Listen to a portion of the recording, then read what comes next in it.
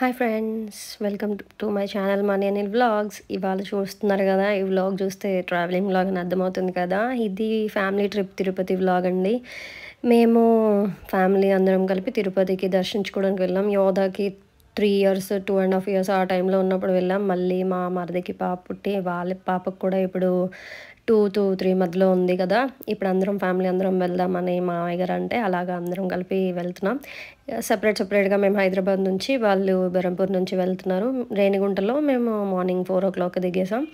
వాళ్ళు 7:30 8 ఆ టైంలో వచ్చారు. అప్పటి వరకు వెయిటింగ్ హాల్లో ఉండి అలా వెయిట్ చేసి ఇప్పుడు కొండపైకి వెళ్తున్నాం. ఫస్ట్ కొండపైకి వెళ్ళి కొండపైన దర్శనం చేసుకుంటే దాన్ని బట్టి టైమింగ్స్ అన్నీ చూసుకొని నెక్స్ట్ రోజు అలా ప్లాన్ చేసుకోవచ్చు కదా. ఇది వచ్చేసాం. Welcome to Tirupati. తిరుపతి అనగానే ఫస్ట్ మనకి ఏడుకొండలు, ఈ ఎంట్రన్స్, లగేజ్ చెకప్ గుర్తొస్తాయి కదా. ఇది కన్నడ గెస్ట్ హౌస్ అండి, హంపి భవన్ సెకండ్ భవన్ ఇది. అండ్ ఇంకా వెనకాల కూడా చాలా మంచిగా అవుతున్నాయి, చాలా బాగుంది ఇది. కర్ణాటక గెస్ట్ హౌసెస్ అండి ఇవి. చాలా బాగుంది, కొత్తది కదా బిల్డింగ్. ఇంకా రూమ్స్ కూడా చాలా బాగున్నాయి. మేము ఆన్లైన్లోనే తీసుకున్నాం. అండ్ ఎవరైనా తిరుపతి వెళ్తుంటే నీట్గా కొత్తగా ఉండాలి, ఫ్యామిలీ స్టే బాగుండాలి అనుకుంటే ఇది మీరు చెక్ చేసుకోవచ్చు. Karnataka guest house Hampi Bhavan. And చాలా బాగుంది.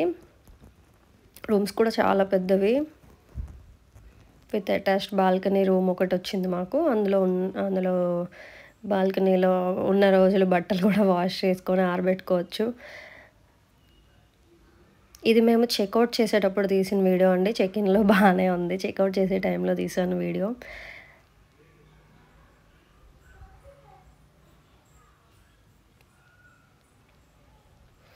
అండ్ అలా డే 1 ఫస్ట్ రూమ్స్ చెక్ఇన్ చేసేసి బట్టలు లగేజ్లు అన్నీ పెట్టేసి ఇతను హెయిర్ ఇస్తారని అనుకున్నారు, అందుకనే వెళ్ళాము. And second day 10,500 rupees ticket తీసుకున్నామండి. 10,000 డొనేషన్ లెక్కలో వెళ్ళిపోతుంది, 500 మన టికెట్ ప్రైస్ అనమాట.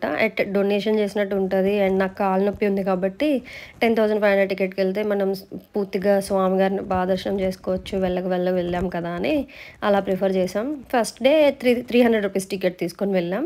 అది బాగానే అయిపోయింది. 3.5 hours 4 hours అలా పట్టింది. 10,000 అయితే మాత్రం 1.5 hour పట్టింది. అది పర్ డే 900 మెంబర్స్కి ఇస్తారంట. ఆన్లైన్లో కొన్ని అయిపోయాయి. మేము మళ్ళీ ఆఫీస్కి వెళ్ళి మళ్ళీ అక్కడ అవైలబుల్ స్లాట్స్ చూసుకొని తీసుకున్నాం. దానికి ఫోటో తీసుకొని ఒరిజినల్ ఆధార్ కార్డ్ చూపిస్తే మనకి టికెట్స్ ఉంటే అలో చేస్తారు. అండ్ ఈవినింగ్ దర్శనం అయ్యాక చూడ్డానికని వెళ్ళాము, వరాహస్వామి దర్శనంకి, కోనేరు అన్నీ చూడ్డానికి. అండ్ అక్కడ టెంకాయ కొడతాం కదా, అవన్నీ మార్నింగ్ ఎండ్ ఎక్కిపోతుంది కదా అని మరి వెళ్ళలేదు. అండ్ దేవి అదే స్వామి ఊరేగింపు, ఏనుగులు అన్నీ చూసాం. ఈవినింగ్ కలకల్లాడుతుంటుంది కదా గుడి. ఈవినింగ్ వెళ్ళి అక్కడ ఒక 1 or 2 hours స్పెండ్ చేసాం, బాగుంది.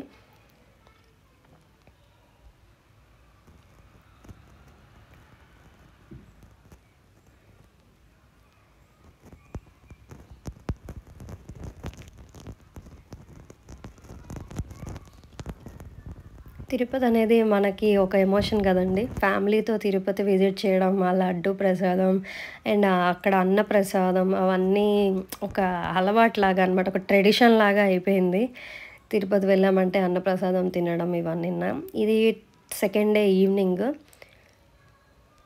ఫస్ట్ డే దర్శనం చేసుకున్నప్పటికీ ఆల్మోస్ట్ డే అయిపోయింది, టైర్డ్ అయిపోయాం బాగా. ఇది అన్నప్రసాదం టోకెన్. అండ్ అన్నప్రసాదంలో వెళ్ళి కూర్చొని వెయిట్ చేయడం అవన్నీ ఎప్పటికీ రిపీట్ అనమాట తిరుపతి అనగానే.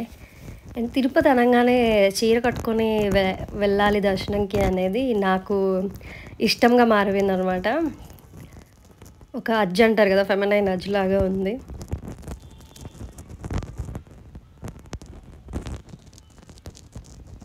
అండ్ ఇలా ఫస్ట్ డే సెకండ్ డే ఇలా 3-4 సార్లు బయటికి వెళ్ళడం అలాగా అయిపోయింది. నెక్స్ట్ డే అరుణాచలం వెళ్ళడానికి ప్లాన్ ఉండే. ఈవినింగ్ షాపింగ్కి వెళ్ళాము. ఇది నెక్స్ట్ డే మార్నింగ్ మేము ఒక కార్ బుక్ చేసుకున్నాం, మొత్తం మా ఫ్యామిలీ అందరికీ సరిపోయేలాగా. తిరుపతి నుంచి అరుణాచలంకి దారిలో వకులమాత టెంపుల్ కవర్ చేసుకొని వెళ్ళిపోతున్నాం. మార్నింగ్ వకులమాత దర్శనం చేసుకొని థర్డ్ డే స్టార్ట్ అయ్యాము అరుణాచలంకి. నెక్స్ట్ వ్లాగ్లో కలుద్దాం. Thanks for watching. Please subscribe to my channel for more vlogs.